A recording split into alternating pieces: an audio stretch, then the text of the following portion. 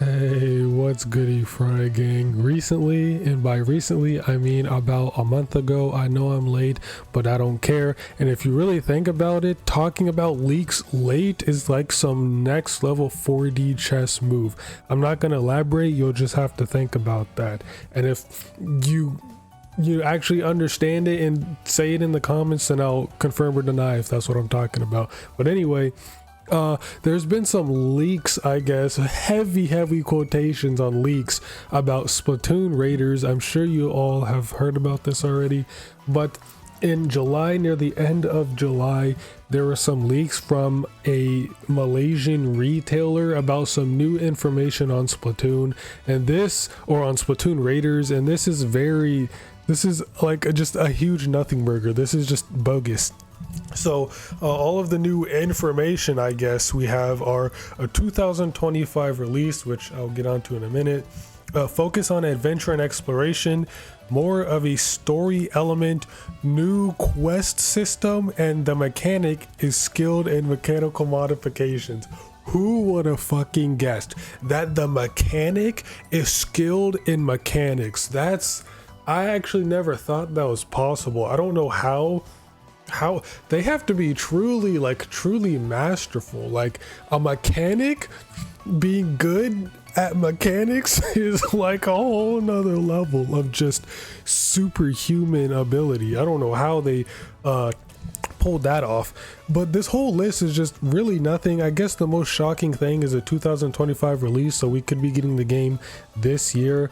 Now, this is a bit controversial and really the only information that we have, but if it did release this year, it wouldn't really be that big of a shock. I know a lot of people are hoping that it would come out next year at the very latest because they want this game to have enough time to have the care that it needs, so Nintendo can take their time, put all the resources and time to this as they need to make it a truly great game. Because coming off of Splatoon 3, this game kind of needs to do well to kind of win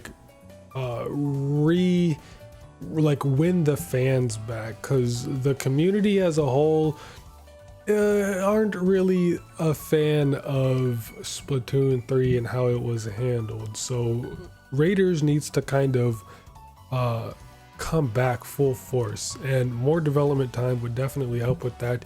However, Nintendo is no stranger to announcing a game and then dropping it a couple months later. They did this exact thing with Metroid Dread when it was announced in June of 2022, I think, 2 or 3. It was announced in June and then dropped in October, 4 months later. And then they did the same thing with Echoes of Wisdom, announced it in June and then dropped it 3 months later in September. So who knows? Raiders was announced in June. We could see a release date in September, October, or November. It's really not that out of the question to do, considering Splatoon 3 has officially been over for about a year now, with Grand Fest happening last year, and then the game itself came out 3 years ago now. Holy shit.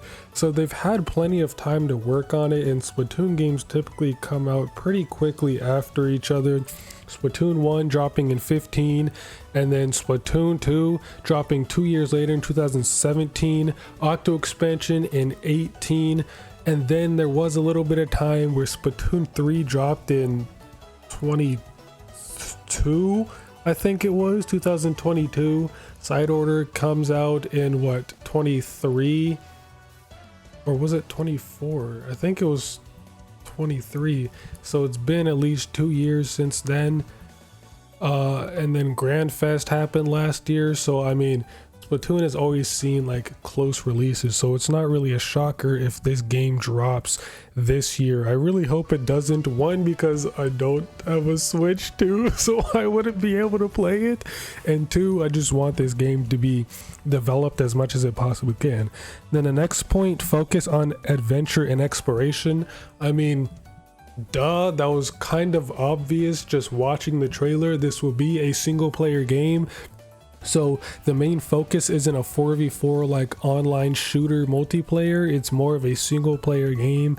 And with us being on an island, obviously we're going to be exploring the island and going on kind of a little adventure, especially since the mechanic saying is skilled in mechanical modifications. That makes me assume that we'll be able to modify the weapons in the game. So whatever main weapon we're using, we can like modify the kit to use whatever sub and special we want, kind of like side order, or we can modify the weapons themselves that kind of act like color chips to modify the weapons to give it buffs, like to increase the fire rate, or like the ink explosion for like blasters, something like that. Obviously that would be in like a single player type of game, the customization. More of a story element. Again, this is also pretty obvious looking at the trailer with like the build up and the tension between the mechanic herself and whatever the big threat is, what pulled us down, what was that glowing yellow light, and what is that big eye at the end. Obviously it's hinting at some story stuff, more story than even the first 3 games ever had. Since it's a single player game, it's going to be focusing a lot on story. And new quest system, I don't even really know what that means, since Splatoon's never really had a quest system as it is. It would be the only quest system, which I mean I guess would be a new quest system since Splatoon hasn't had this before. But I mean, this whole listing was pretty much nothing. I guess the only shocking thing was like the release date of this year, but these leaks aren't really even leaks. This is kind of just assumptions made from watching the trailer. So I don't really know why people were freaking out about this so much and saying, oh my god, Splatoon Raiders, this is just basic stuff that anybody could kind of just gather from looking at the trailer. But I don't know, Splatoon Raiders is going to be pretty cool. I've always played Splatoon for the online multiplayer. I've never cared about the story modes. I still have yet to beat any of the story modes. I've only beaten side order and Octo expansion. I haven't beat the story modes of 1, 2, or 3 yet. I'm close. I'm like halfway through 2s. I'm like barely any way through 3 and barely any way through 1, and I don't think I'm going to beat them anytime soon.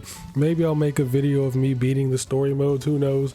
But I'm a very big fan of JRPGs. JRPG is my favorite like genre in gaming. So if Splatoon Raiders is a single player game, it's very likely going to be like an RPG style game, which I will greatly enjoy. And it just being Splatoon on top of that, it just makes for great content and just a great game. So I'm very excited for when it does come out. Technically I have a Switch 2, but I don't. I'm not going to explain that right now, but yeah, that's about it. We might see some Splatoon Raiders in the rumored upcoming direct this September, so who knows. It's been a couple months since we got a trailer and we've not really had any information, so we should be getting a new trailer in the direct, if there is a direct. So keep an eye out for that. But that's about it. See you next mission. Play some goddamn Splatty.